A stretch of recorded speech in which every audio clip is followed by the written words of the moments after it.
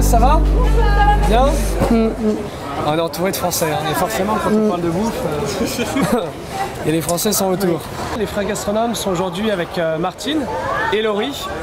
On est au Fox Market Studio, en fait c'est plutôt au Fox Farmers Market. Yep, the entertainment quarter. Exactly. Entertainment quarter. Je ne fais pas ça parce que la France me manque, je fais ça parce qu'il y a un réel besoin ici d'avoir tout ce qui est, disons, disponible en France, pourquoi pas ne les trouver ici. Ça c'est important. Ce sont dès qu'ils voient produits français, foie gras, pâté, ils sautent dessus. Ils sautent dessus? Ouais. Ça fait plaisir à entendre. Ah oui, ça va. Nous importons les paniers, mais tout le reste, tout ce qui est nourriture, nous ne l'importons pas. Nous avons nos propres fournisseurs qui distribuent dans tout le pays. Moi, je suis née dans une épicerie pratiquement, alors évidemment, j'ai toujours eu ça dans le sang. Venu en famille. Tiens, tu veux une guimauve? Allez, va. Volontiers, c'est allez. gentil. Voilà, j'en donnerai aussi au caméraman là-bas, pas de problème. T'en auras une, hein? On la mangera, on est frères. Bah, vous la partagerez alors. Commerçante jusqu'au bout, Martine. Il y a tous les clients en fait, ils viennent ici pour voir Martine, pas pour les produits, donc. Il a tout compris. You got the bollocks. Yes, got the bollocks.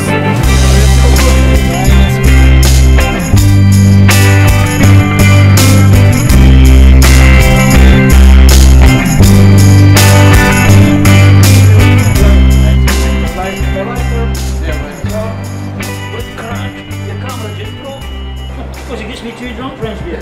Wine. I'm telling you. French chili. What do you want Vive to say? la France! Vive la France. Thank you. Il n'y a pas besoin, on en a maintenant, on a 4000, tout va bien. Donc on est en plein cœur du CBD de Sydney et on se dirige aujourd'hui au restaurant Number One. Number One, c'est un des nombreux restaurants de Tony Bilson, le chef australien, qui cuisine français à Sydney. Et donc, ce qui nous fait l'honneur de nous accueillir, ça va être sympa.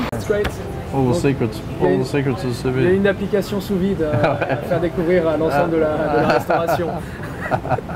Our favorite tool, Yeah. as you are a chef, Knife. a knife. Yeah. Obviously, but small one, big one. Big one. Yeah. Oh, that's another thing for young chefs. They should always use the largest knife possible. And why so? Because then they get used to working with big knives, and they can do a lot more work with a big knife. And your opinion about French gastronomy being recognized by UNESCO Patrimony? Yeah, about UNESCO being recognized. Oh, really? Has it? Yes, oh, it does. oh, fantastic. The 16th of November, so it's good. Yes, so we are like that. Vive la France. Vive la France. Oh, that's good. Because basically, Bas l'Espagne. They don't get the shitty flavors. Okay, this is good meal. Okay, France goes through fashions with spices, or used to. Okay, so suddenly it would have canard aux épices, canard rôti aux épices, and it'd be on every two-star menu. France, okay. It'd be rubbed over with Keen's curry powder or something and roasted. It's not cooking, right? This is not cooking. This is not cooking. This is bullshit. And because they don't see, you know. Continue to speak in French. C'est ouf.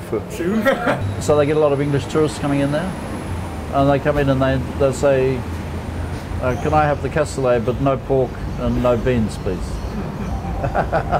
Just the that's the Thank you. What do you also okay.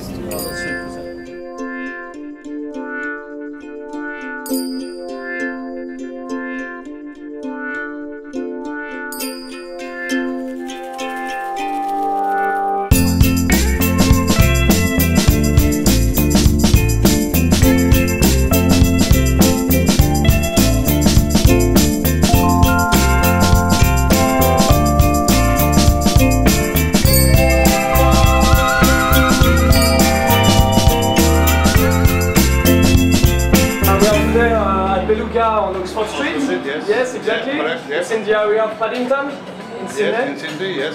What's your name? John. John, and what do you do? I am a cook at the Beluga Fish Shop on Oxford Street. Yep. I grill all these fish, fish, prawns. We'll grill anything on the grill. Simple Australian way of cooking.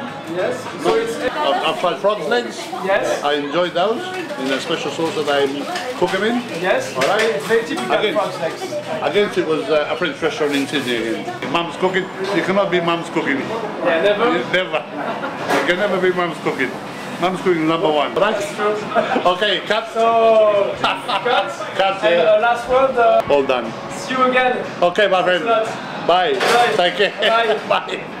See you Il later. était vraiment... Attends. Okay. Il était vraiment bon. Très très sympa. Venez chez Beluga Seafood. In Sydney, New South Wales, Australia. Exactly. Come and visit us. Why not? Allez, let's go.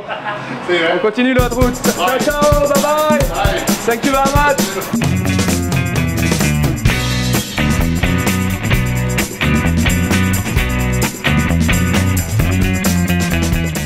On va encore au travail. Elle toujours. Que j'ai fait pendant 3 semaines des livraisons de sapins. Et là, il faut les récupérer chez les gens. Donc, on y va. Je me suis fait rouler sur le pied par Xavier, c'est ça? Non, déconne. Il est temps de quitter ce pays, hein, voilà. Dans 10 jours Nouvelle-Zélande. Ça se passe comment au niveau, ici? Tu penses qu'il y a une grande communauté française ou pas de Français? Ah putain, c'est impressionnant. Il y a beaucoup de Français? Comment ça se fait? Tu vas sur des plages comme à Bondi, une des plages les plus connues de Sydney. Ça parle français devant, derrière, à droite, à gauche. Les gens qui viennent ici, les Français en backpacker, c'est plus de la découverte. C'est plus des gens en fin d'études, un peu paumés, qui veulent faire un break.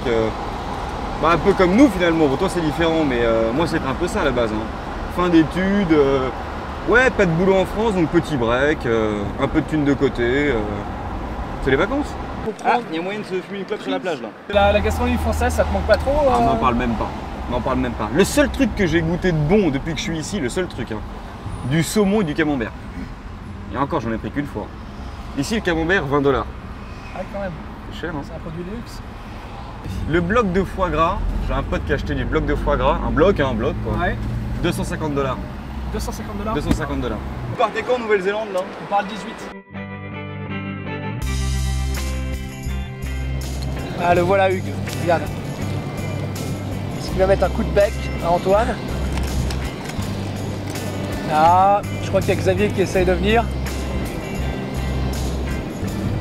Eh, mais il y a Quentin qui arrive là, vers moi. Ah là là, ils ont vraiment que de la gueule.